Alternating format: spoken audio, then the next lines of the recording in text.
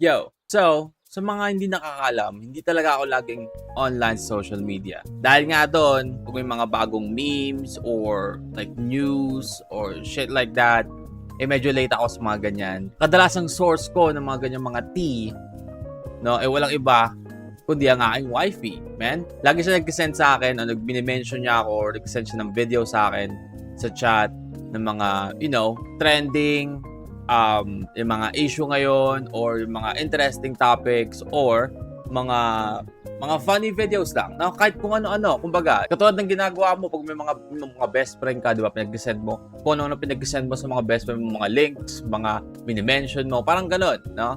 Ganun yung ginagawa ng asawa ko. Kaso nga lang, medyo nakakasanay yung asawa ko, no? Kasi hindi ko chine-check kadalasan yung mga videos niya.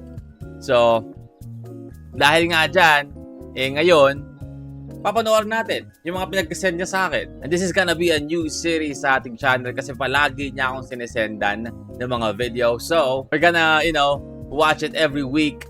Kung gaano karami man yung sinend niya sa akin every week. And medyo marami rin ito, no? Pero tingnan natin kung ilan yung papanoorin natin or i-check natin ngayon. Let's go. Pagtawas at paghealing kay Sir Gaben. What? Pagtawas? Hello, ito si Led Baroa, makabagong King Solomon nating henerasyon. Tatawasan natin ngayon si Sir Gaben. Si Sir Gaben ay isang kilala at tunay na mabait na tao. Gagawin natin lahat para Wait. Why? No. Bakit tatawasan si Sir Gaben? Kung ano na lang, no? Kung ano na lang, man. Di ko na may virtual tawas na pala ngayon, but sure. makatulong din kay Sir Gaben. Makatulong. Okay? So, ito yung tawas mo, sir. Yan. Plato yan eh. Dito sa tawas mo, sir, ito ay isang babae na nakatalikod, mahaba ang buhok, na galing yung enerhiya niya sa ilalim ng bahay. Wait, paano mo nasayang babae yan na mahaba ang buhok? Hindi ko makita yung babae dyan na mahaba ang buhok. Parang nakakita pa nga ako kahit paano ng ibon eh. Ito yung tuka. Nakita niyo ba? Ito yung pakpak. Diba? Mukha siyang ibon eh. Pero babaeng mahaba ang buhok? Ibig sabihin, mayroong itim na engkanto na babae na nasa loob ng iyong pamamahay na nagbibigay ng itim na enerhiya, pagkabalisa sa iyong isipan at tinatarget yung heart at saka yung tiyan. So, ito ay kasama sa bahay na engkanto. Ika-cast out natin ito sa iyong pagkatao sa pamagitan ng paghiling.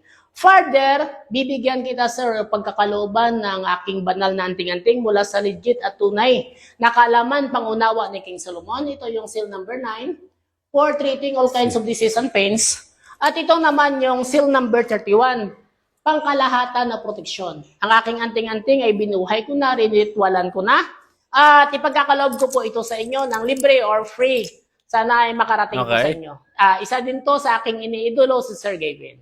So, hoping and soon na makamit niyo po ang lubusan na kagalingan at maging free sa anuman na negativity. Hallelujah, Shalom. Wala kang masabi, no? Kung ano na lang. Man, healing, tawas. Alam niyo kasi ako, no? Laki akong probinsya, man. Laki ako sa mga gantong klase ng paniniwala. And, kahit pa paano naniniwala ako sa ganyan. Kasi I feel like nagamot na ako sa ganyan and gumaling talaga ako. Pero this is just bullshit. This is just bullshit, man. Like, after niya magtawas doon sa may plato, parang, alam mo, parang tuloy-tuloy eh. No, parang wala man lang, ito pala yung nakita natin. Parang tuloy-tuloy. Hindi mo alam kung ano ba, pinag-scripted na ba? Na-rehearse na ba nila to, no? Pero, grabe, no? Gatas na gatas. Ginawang gatasan na si Sir Gaben, napagod lang yung tao, need lang ng pahinga. Grabe kayo. Kung ano-ano lang lumalabas. Yung isa kulap, ito naman tawas. Ano kaya next?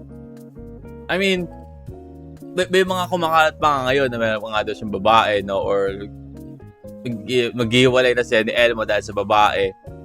I mean, wala eh. Ganun talaga, no? Ganun talaga sa Pilipinas. Kahit walang proof, men. Kahit walang proof, magkakaroon ka ng issue, men. Sira-ara mo pag ganito pasahero mo. Panoorin mo hanggang dulo. Okay? Alright? Inutusan pa ako na ito, panoorin hanggang dulo. Okay? Marunong po ba kayo mag-drive? O, kayo po mag-drive po. Mag-book na lang po kayo ng bago, ma'am. Oh, shit. Naging malikot yung manibela ko. Dito nasa intersection kami, saktong may truck sa harap namin, tapos may mga sasakyan sa likod. Kaya hindi agad ako nakapag-change lane. Hindi rinig sa audio, pero sabi niya, bakit to kasi ako sumusunod sa likod ng truck? Okay. So ano ba to? Parang yung mas marunong pa yung pasahero. Ma'am, okay lang Dito, po usig kayo nakiusap konti. na ako na kung pwede usap. Oo nga naman. Kasi alam ko mahirap pag-drive ng motor pag yung masyadong malayo sa'yo yung angkas mo kasi parang gigewang kayo eh. Ang sagot lang ni ma'am, ayaw daw niya kasi ayaw daw niya mapawisan yung legs niya. Nanayaan ko na lang. Okay? Eh di dapat Mahirap po kasi, kasi i-balance, ma'am. dapat nag-taxi ka, ma'am. Gumigewang po kasi. Kapapahamak pa nila yan. Hindi rinig sa audio pero gusto niya sumingit ako sa gilid ng... So now I understand kung bakit gano'n yung umpisa, no? Na parang siya na yung pinagdadrive nung driver, no? Ang hirap nga po i-balance, ma'am eh. Ala nga po eh, pag ipinilit natin eh. Paano mo didiskarte yan? Ang hirap nyo nga po i-balance, ma'am.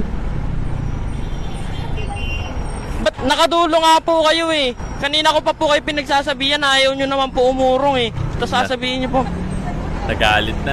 ma'am, ang hirap nga po i-balance. Ang hirap po i-balance. Marunong po ba kayo mag-drive? Ayun na. O, kayo po mag-drive po. Mag-book na lang po kayo ng bago, ma'am. Ako angkas. Yup. Ayun ang mahirap sa mga na yung nagmamagaling, na mas magaling pa, no, sa'yo. Kung ako yan, pinilit ko yung ipag-drive, no? Ako na yung angkas mo. Ngayon, ako na lang angkas. Marunong ko pa, ikaw na. Ikaw na mag-drive, okay na ina. Yung ibang MC rider, harutan sa vlog, sa'yo naman, bartagulan. Oo nga, no? Ang daming motovlog na content na, alam naman natin, no?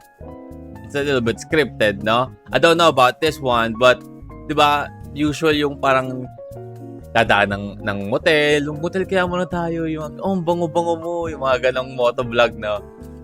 Ay, kuya, iba eh, no? Parang nagulan eh.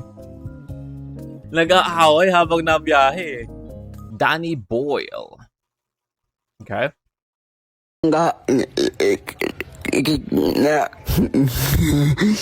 Ginoo kaenggel si bagay kailangan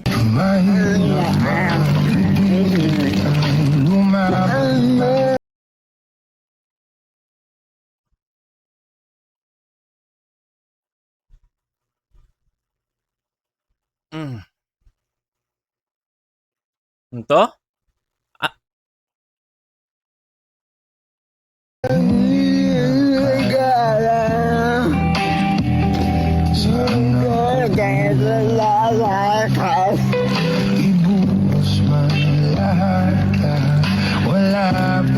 Hoy, nag-drive ba siya ng motor? Totoo ba? Nakaangkas ba siya, nag-drive siya ng motor?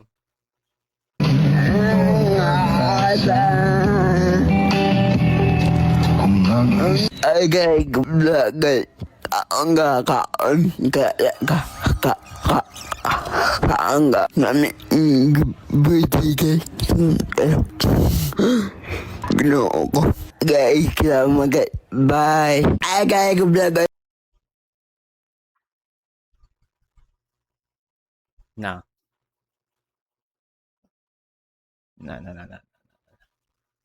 Next.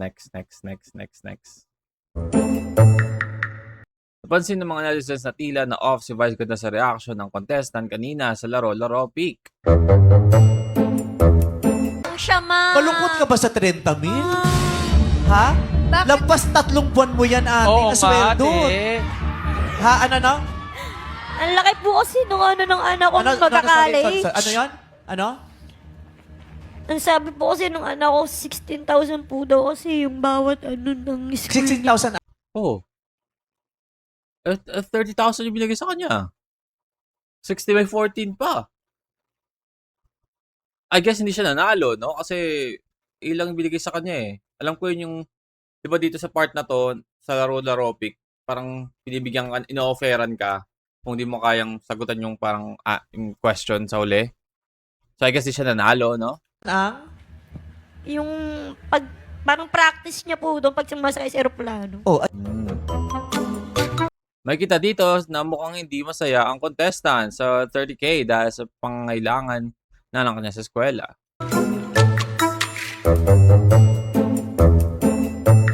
I don't know why we have this background Ayan, music. 30 mil. Oo nga. Oo nga naman. Gusto mo ba kami nabubuhay sa pamilya mo? May sukli ka pang 40. Hindi ka pa ba happy dyan? Oo. Ha? At least meron kayong panimula, ate. At Oo. may ano pa, Oo, ipon sigurado pa. yan. Walang talo. Mag-thank you ka man lang. Parang ano eh, no? Parang hindi pa siya masaya eh, no? Eh, hindi naman siya nanalo. I guess di siya nanalo, no? Kasi 30,000 lang eh. Imposible ka makakuha ng 30,000 lang, no?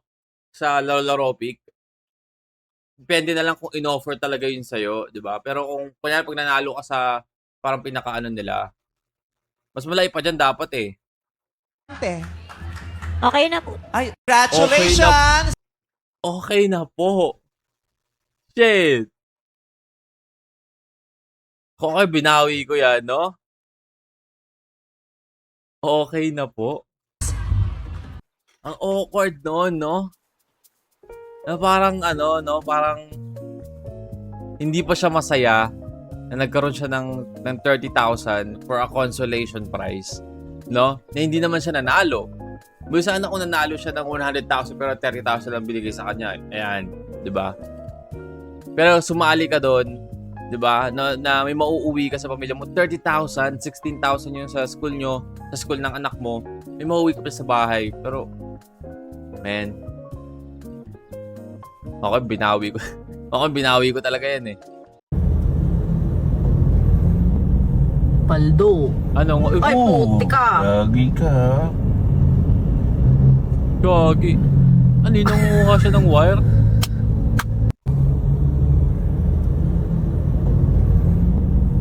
Paldo. Ay, puti ka. Pucha, live wire.